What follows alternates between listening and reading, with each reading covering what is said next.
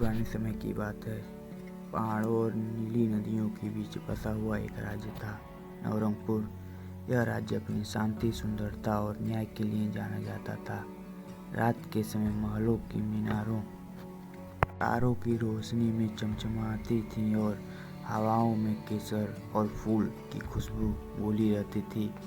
इस राज्य के राजा राजवीर सिंह एक सच्चे और ईमानदार शासक थे, लेकिन उनकी सबसे बड़ी ताकत उनकी तलवार नहीं बल्कि उनका दिल था, जो पूरी तरह उनकी रानी मृणाली को समर्पित था। रानी मृणाली सौंदर्य के साथ साथ करुणा की मिसाल थी। वे गरीबों का दुख समझती थी और महल के हर व्यक्ति को अपने परिवार जैसा मानती थी। भगवान की कृपा से उन्हें 3 बेटियां मिली, आर्या, काव्या और निशा। तीनों राजकुमारियां अलग अलग स्वभाव की थीं, एक दूसरे से बेहद प्रेम करती थीं। महल उनकी हंसी से गूंजता था, लेकिन सुख हमेशा के लिए नहीं रहता। एक दिन रानी मृणाली गंभीर रूप से बीमार पड़ गई। देश विदेश से वैद्य बुलाए गए, पूजा पाठ हुए, लेकिन कोई लाभ नहीं हुआ। धीरे धीरे रानी शक्ति क्षीण होने लगी। महल का हर कोना उदासी से डूब गया। अंतिम समय में रानी ने राजा का हाथ थामकर कहा, मेरे जाने के बाद खुद को अकेला मत समझना, लेकिन मेरी बेटियां परछाई बनकर उनकी रक्षा करना। इतना कहकर सदा रानी के लिए सो गई। पूरे राज्य में शोक छा गया। राजा राजवीर टूट गए। उन्होंने प्रण लिया कि वे जीवन भर विवाह नहीं करेंगे और अपनी बेटियों को ही अपना संसार बनाएंगे। अब राजा स्वयं उनकी पढ़ाई, खेल और संस्कार पर ध्यान देने लगे। महल में एक महिला सेविका थी, सहरा।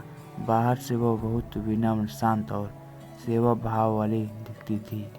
वह राजकुमारियों के लिए मिठाइयाँ बनाती, कहानियाँ सुनाती और उनके दुख सुख में साथ देती।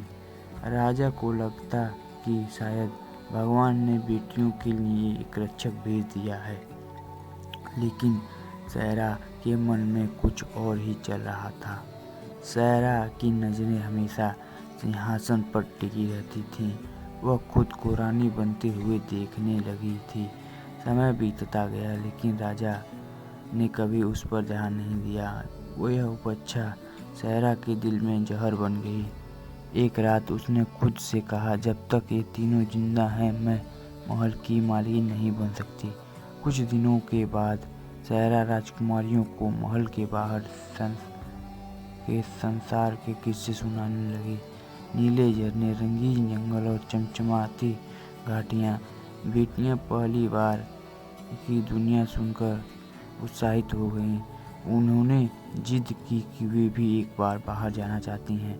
सहरा ने चालाकी से राजा से अनुमति ले ली, यह कहकर कि वे पास के मेले तक ही जाएंगी।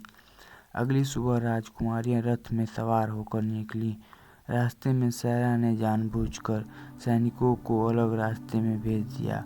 थोड़ी देर बाद रथ एक सुनसान इलाके में रुक गया। वहाँ कोई आवाज़ नहीं थी, सिर्फ वीरान जमीन और एक पत्थर पुराना गड्ढा था। सहरा ने अचानक अपनी असली रूप दिखाया। उसने तीनों बहनों को धोखे से उस गड्ढे में ढकेल दिया। अंधेरा, सन्नाटा और डर। ऊपर से सहरा की ठंडी हंसी गूंज रही थी, आज से यह दुनिया तुम्हारे लिए खत्म है। दिन बीतते गए। तीनों बहनें अंधेरे में एक दूसरे से सहारा बनी रहीं। वे अपनी माँ की बातें याद करती, प्रार्थना करती और उम्मीद नहीं छोड़ती। उन्हें ऊपर से गिरती